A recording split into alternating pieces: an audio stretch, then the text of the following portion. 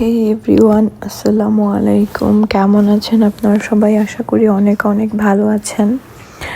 তো আমি চলে এসেছি অস্ট্রিয়ার রাজধানী ভিয়েনা থেকে। আজকে হচ্ছে 2024 সালের শেষের দিন, অর্থাৎ 31শে ডিসেম্বর। তো আমি হচ্ছে সকালবেলায় ভিডিও করে দেন আমাদের একটা দাওয়াত ছিল, ওটা কমপ্লিট করে তারপরে আমরা রাতে বাসার দিকে ফিরছিলাম। তো আমরা হচ্ছে মেইনলি দ্রুতই বের হয়ে গিয়েছি, কারণ হচ্ছে ফায়ারওয়ার্কস দেখার জন্য। তো বাসায় এসে দেখলাম যে ফায়ারওয়ার্কস আর মাত্র আধা ঘন্টা বাকি। তো আমি জানালার পাশে ওয়েট করছিলাম কখন 12টা বাজবে। তো সময় মতো এর আগেই 12টা বাজার আগেই মেনলি ফায়ারওয়ার্কসগুলো শুরু হয়ে গিয়েছিল। তো আমাদের এখানে আবার প্রচুর কুয়াশা ছিল ওই দিন, -2°C ছিল। তো আমাদের এখানে ম্যাক্সিমাম ডিসেম্বর এবং জানুয়ারি মাসটা খুবই বেশি ফগি ওয়েদার থাকে। তো আমরা আসলে ভাগ্যটাই খারাপ ছিল, কুয়াশার কারণে একদমই দেখা যায়নি।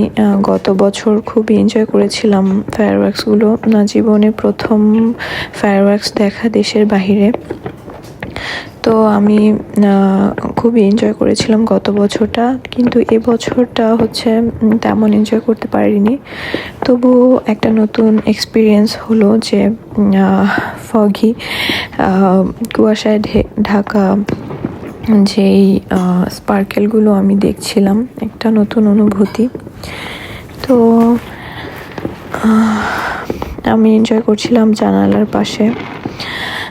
আসলে জীবনটা কতটা রঙিন আমরা আসলে মাঝে মাঝে উপলব্ধি করতে পারি না, আবার মাঝে মাঝে অটোমেটিক হয়ে যায় বিষয়গুলো। তো আমি তারপরে দেখলাম যে এখানে প্রচুর পরিমাণে ফায়ারওয়ার্কস হচ্ছে 12টার সময় এক্স্যাক্টলি।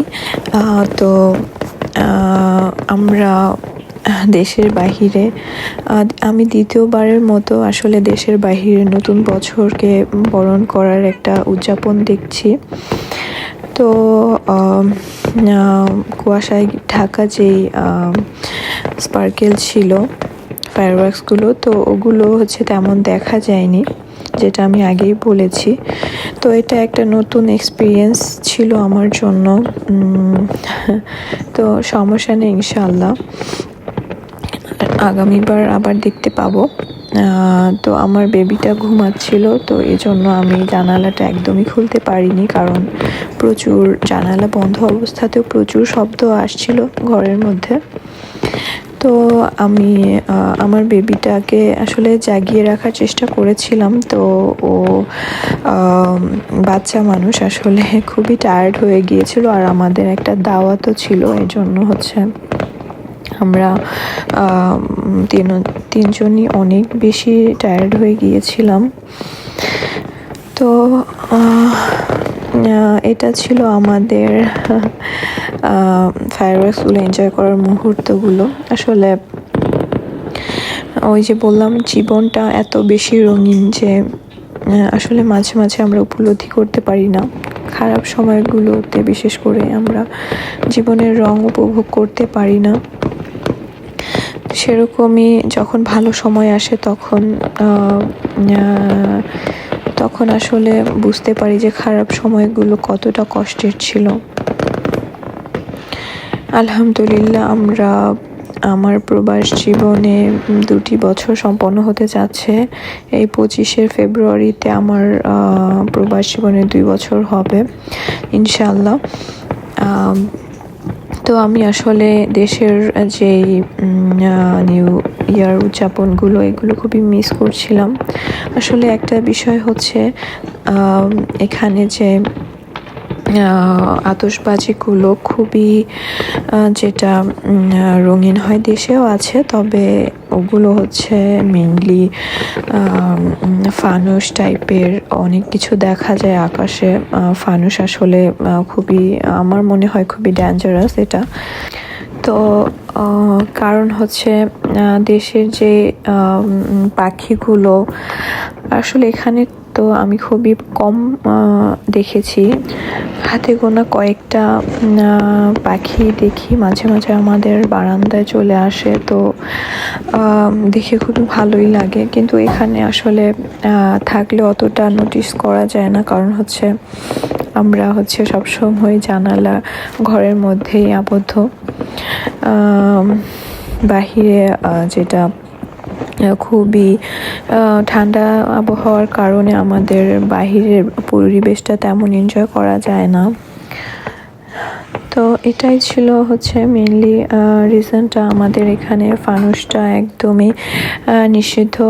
তো এটাই বলবো, ফানুসটা আসলে স্বাস্থ্যের জন্য ভালো না, প্লাস পরিবেশের জন্য পরিবেশ বান্ধব না।